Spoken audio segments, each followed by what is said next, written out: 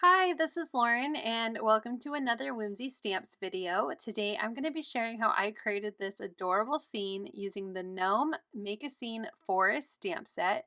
There are so many amazing stamps in here and I'm going to share with you how I put together this scene starting with my blank A2 size background. I'm going to lay out the different clear stamps that I want to use on my card. So in the furthest of my background is this scene stamp where it has trees and kind of the outline of a couple hills. And then I'm going to use the two large tree stamps in this set. They have one stamp that has no left defined line and then one on the right that has no right defined line. And when I stamp these are going to go on the edge of my card, so it looks like my scene actually extends past what we're seeing here just on this A2 size. I also really liked that little stump and our gnome with the sweet little bird in his hand. I also pulled out the squirrel, and then I'm going to pull out a few of the kind of grass decor and a couple more of those mushrooms that have polka dots. I think those are just adorable little mushrooms.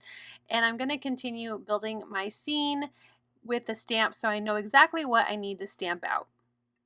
So I'm going to grab my Misty. I already have some white cardstock in there, and I'm going to take all of those stamps except for the hill with trees and place them so I can stamp them out in some alcohol marker friendly ink in black. And I'm going to also stamp my background pretty much where you see it here laid out on the A2 card. I'm just going to center it a bit and go ahead and stamp that in the same black ink. So here are my two stamped pieces. I'm going to work on my background. I don't have any masking paper, which I should really get, so I'm just using some post-it notes here to block out my trees. I am not the best at coloring backgrounds with alcohol markers, so I'm going to be using some Distress Oxide ink for my sky and the bottom part here of my hill, but I will be coloring in the trees using my alcohol markers. So I wanted to block those off with some post-it just so I can make sure I don't get blue any lower than I want it to. So I'm realizing now that that is still pretty thin, so I'm gathering a few more of my post-its and gonna hide more below my hill and trees so I can distress on blue. I am using tumbled glass for my sky, and I'm going to have it fade into salty ocean. So I'm just darkening up the edges here and blending it in with the tumbled glass. And once I'm happy with that, I'm going to set those aside and pull off my post-its, not in the trees, but just these four here that were blocking the bottom part of my card. I'm going to grab four clean ones and block the other side now because I'm going to distress in green and I don't want it to interfere with my blue sky. So I am going to be using the colors Mowed Lawn, and then I will darken it up with Lucky Clover. So I'm going to go ahead and start with my lighter color of Mowed Lawn towards the top of my hill. My light source is at the top of the card. Even though I don't really have like a sun or anything shining, I'm going for the top of my card being the light source. So the lighter colors at the top, and then I am darkening up the bottom with my Lucky Clover Distress Oxide. So now I'm going to peel off those four again, and then I'm going to bring out my splatter box because I want to use my distress sprayer on this background to activate that oxide ink and just give some texture and splatter look to my card. So I went ahead and put it in my box, did a couple sprays, let that water work its magic, and then I have a towel where I pick up any excess water with the ink. And then I thought, you know what, I need something kind of shiny and shimmery on this card, so I'm going to bring out some liquid kind of shimmer ink. It's not really ink, but my little ink bottle of liquid shimmer, and I'm just going to use a brush and flick that onto my background. I really like the shimmer it adds, and because it is a liquid, it will activate that oxide just a little bit to make some really nice pretty droplets of shine on our background. So here you can see that shine, and I'm going to go ahead and peel off those post-its now, revealing my trees. I'm going to be using Spectrum Noir's Illustrator markers to do my coloring for my images. I'm not going to share how I colored everything, just the trees, because this video would be kind of long and I wanted to share with you more on how to create a scene than coloring. So I am just going to do a lot of my coloring with only 2 tones, maybe 3, between a light, medium, and dark, and coloring in the trees here in the background, as well as all of my critters, my trees for my foreground, and the mushrooms. Everything is just using alcohol markers. And as you saw, my image doesn't extend all the way to the end, so I am just using some greens for my markers to color in kind of a bushy look to the left and then another hill on the right. So I'm just going to be filling that in. It won't be very visible in the final card.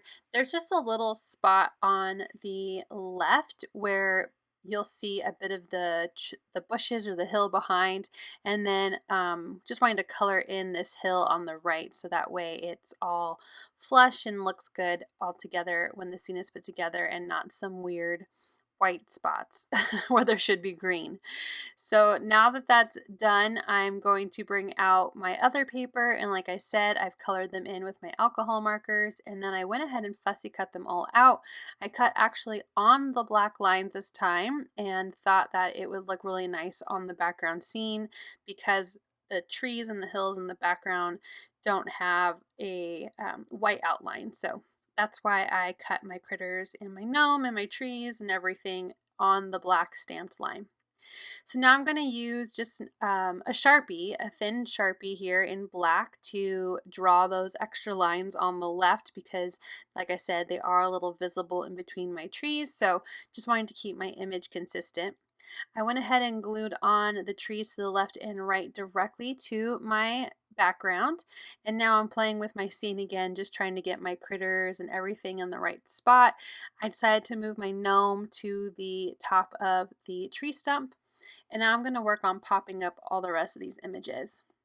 So starting with my little mushroom on the left, I'm just using some foam squares. I'm going to pop that down, and then I'm going to work on my gnome and glue him directly to the tree stump, and then use some foam circles to pop him up onto my background in between the 2 trees, making sure to leave some room for that cute little squirrel.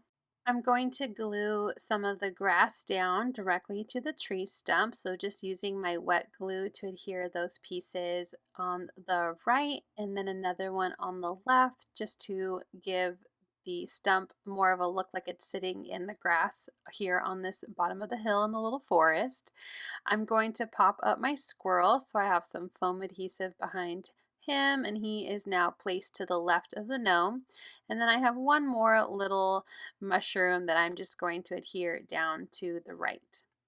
And there I have my final scene put together, but we need to get this onto a card base. So first I'm going to trim off the excess of those trees. I made sure to glue them down so they extended towards the sides and top of the card. And there was a little bit of white on my tree, so I just used a brown marker to clean that up. And I'm going to be using my Misty, and I have a top folding horizontal fold card, A2 sized.